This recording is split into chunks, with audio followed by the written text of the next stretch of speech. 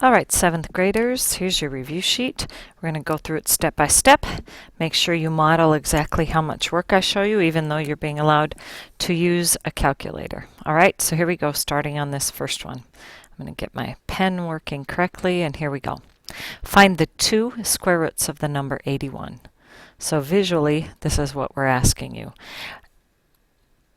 You should know from using your square root ruler for sure it's 9, and then when it's asking for 2 roots, you remember that a negative number also would square itself to give you that positive 81.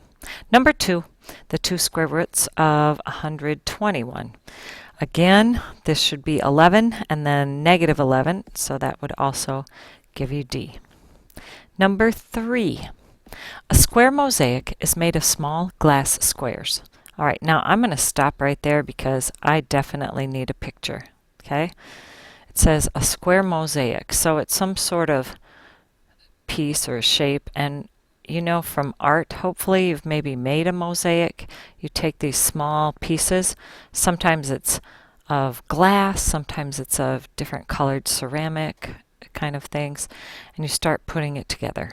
Okay, if there are 225 of these small squares, we want to figure out how many are along an edge. And so really, this is just simply saying if this is the area, the square root of that area would be the length of one side. And the square root of 225 is 15.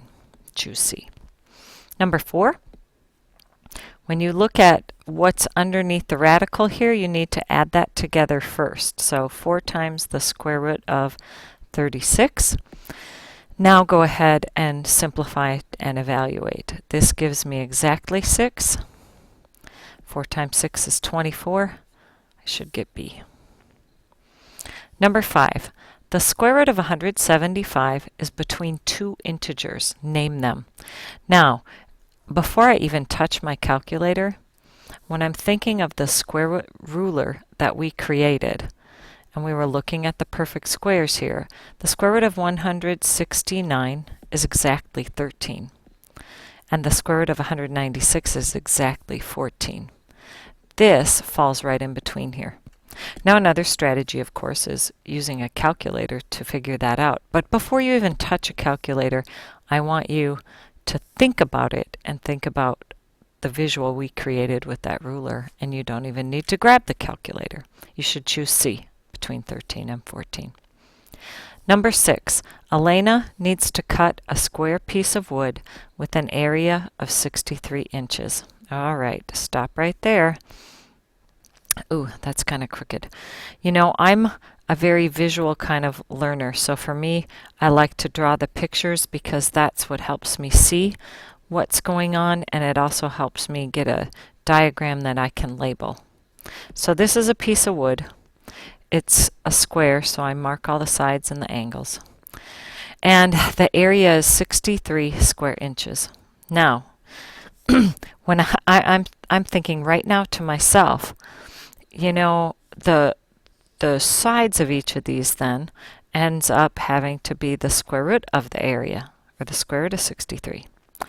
I know from when we created that ruler with our perfect squares, the square root of 64 is exactly 8. This number is going to be super, super close to 8, but not quite. And as I look at my answers, I'm saying C and D, way off base. A is close, but it's too big. It's over 8. My answer has to be B. I didn't even have to grab a calculator. Turn the page. Now we're on number 7. Use a calculator to find the square root of 304. All right, so if you do that, plug it in. Off the top of my head, I'm remembering things about my square root ruler again, and I know that it's going to be around 17 something, all right? And in fact, it is, so you can get B out of there. Now, on my calculator, this is what I get. 17 point, and then I get this whole string of decimals because this is an irrational number. Okay, 4, 3, 5, 5, 9, 5, 7, 7. And I say, okay now. C, 17.02, that's out. Too small. When I look at A and D. Both of these are good ways to round this irrational number, but my directions say round to the tenths, which is why you should cut it off here, okay, because here's the tenths place. Next door is a 3.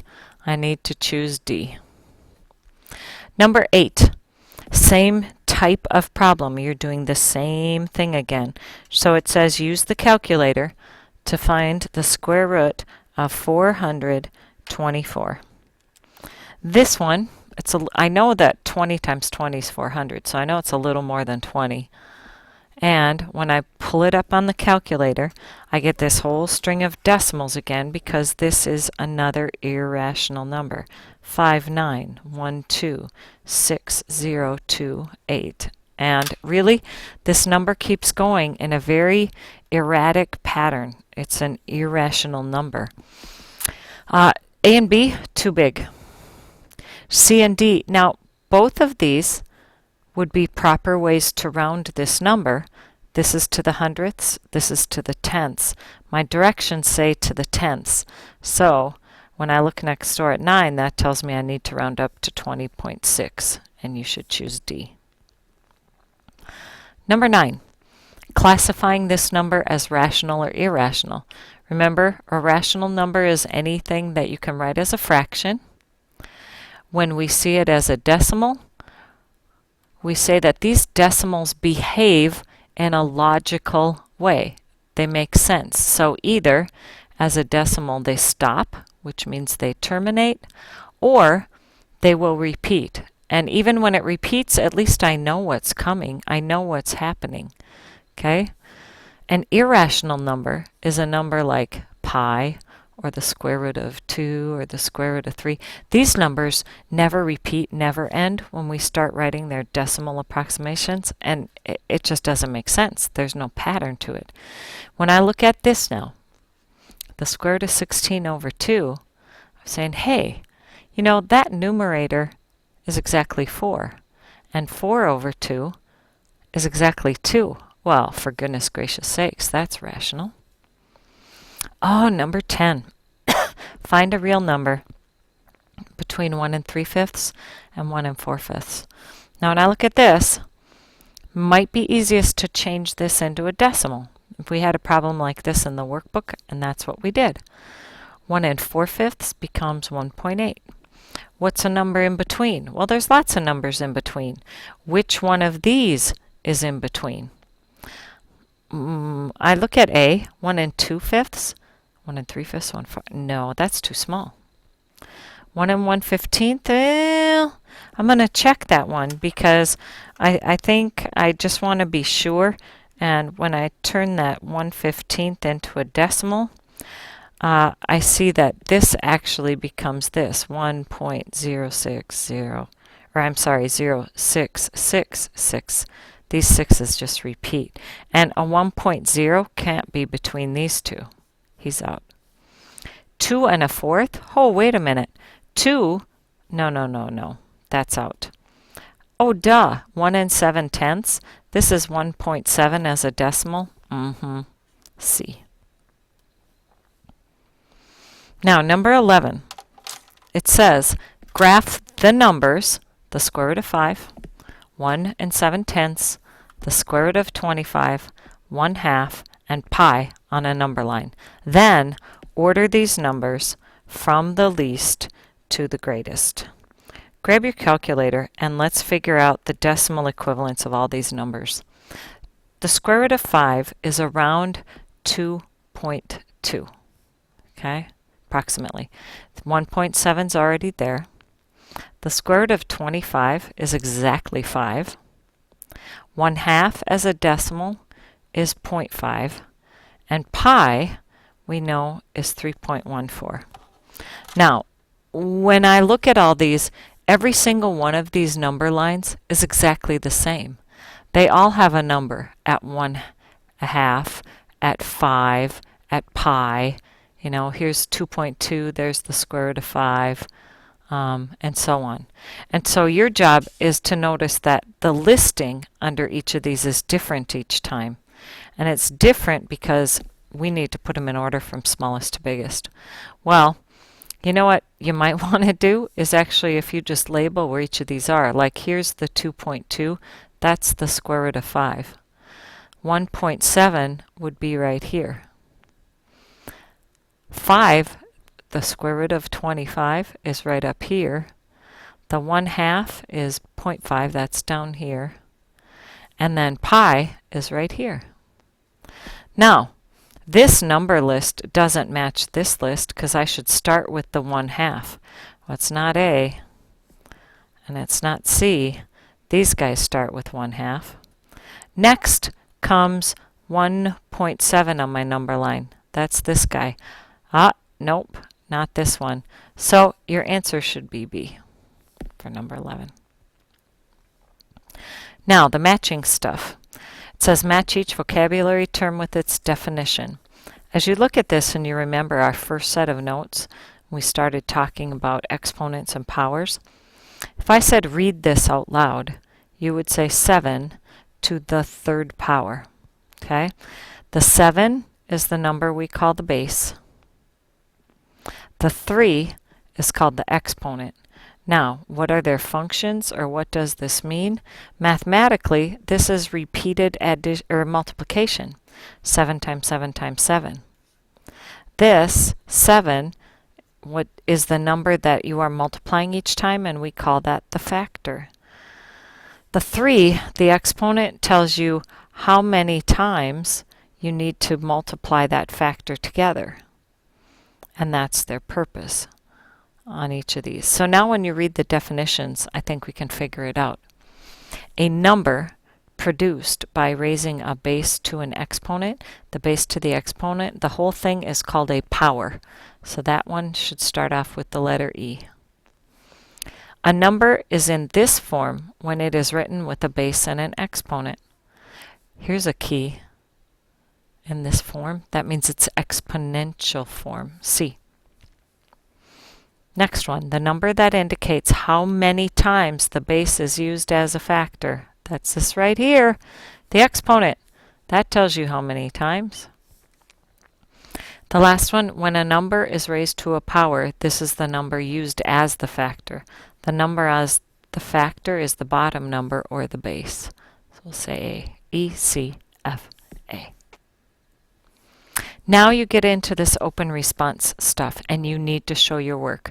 Now, I'm telling you right here, use a calculator to find the square root of 380. So you'll use your calculator to punch that in, 380. Now here's what I'm looking for, all right? You're going to show me more than what I need to see initially. 19.493588869, and then it keeps going even though the calculator stops there. If I have to round to the nearest tenths place, you're looking at that 4. Because the hundredths place contains a 9, I have to round up and say it's about 19 5/10. Next one, slightly different. The square root of 195 is between two integers. What are they? Name them and then explain your answer. All right, so this is a little more work than just grabbing the calculator and coming up with an answer. This particular one, if I did it on the calculator, says this. It says 13.96964240004. Well, that's nice, but you haven't answered the question. What two integers is it between? Oh, well, if it's 13.9, then it's between 13 and 14. Good. I'm done? No, you're not. Explain your answer. Here's what I want to see. The square root of 169 is exactly 13. The square root of 196 is exactly 14. So the square root of 195 is going to be between them, and honestly it's super close to 196, which it was as a decimal. This is the kind of work I want to see. Okay? Explain your answer. Show it to me this way. Number 18, tell me if this is rational, irrational, or not real. If you hadn't seen this before, you might plug it in your calculator and then you're going to get some kind of error. And the reason you get an error is because we cannot take the square root of negative 27. So for that reason, we have to say that this is not a real number. Oh, weird, I got number 19 in here twice. Huh. All right, evaluate this expression. 3 times the square root of negative 8 plus 24. Well, if you evaluate what's under the radical, you'd get to this step. And then this means 3 times 4, and your final answer should be 12. If you use a calculator, I still need to see this work. Number 20. A square room has a tiled floor with 121 square tiles. Draw a picture. See, I was already doing that before I even started or continued reading the whole thing. All right, so I'm drawing a picture. I've got these tiles that are on the floor, and it's asking me how many tiles are along at one edge of the room. Okay, well, I'm going back here and saying, yep, this is a square, this is a square. If it's 121 here, each side would be the square root of 121. That's exactly 11. So there are 11 tiles along the edge of the room. Please label it. There will be points for that. Finally, the last one, and this is the big kahuna problem, okay? That's why I purposely set it out one line at a time so you could kind of stop and digest this. Randall's dad is installing a new pool in their backyard. The pool is a square and has an area of 121 feet squared. Label the diagram below. So that's what I'm doing. This is a square, 121 square feet. What is the length of one side of the pool? So you're going to have to take the square root of 121, which will give you exactly 11 feet. All right, so this is 11, this is 11, this is 11, this is 11. Randall's dad is going to build a 7-foot wide deck to surround the pool. Label the diagram. All right, so then from here to here is 7. From here to here is 7. From here to here is 7. And here to here is 7. All right, so I labeled the diagram. What's the length of one side of the deck? So in other words, how long is this? Well, from here to here, I have 7. From this point to here, I have the deck, or I'm sorry, along the pool is 11. And then this last chunk is a 7. So one side ends up being 7 plus 11 plus 7, which is 25 feet. Then last it says, what is the outside perimeter? So that's this, of the deck. You got 1, 2, 3, 4. You're going to take 4 times 25, which is exactly 100 feet. That means you've got an awful lot of space around that deck there. And now we've stepped through everything. You've drawn your picture, and you're good to go. The test looks just like this, so good luck.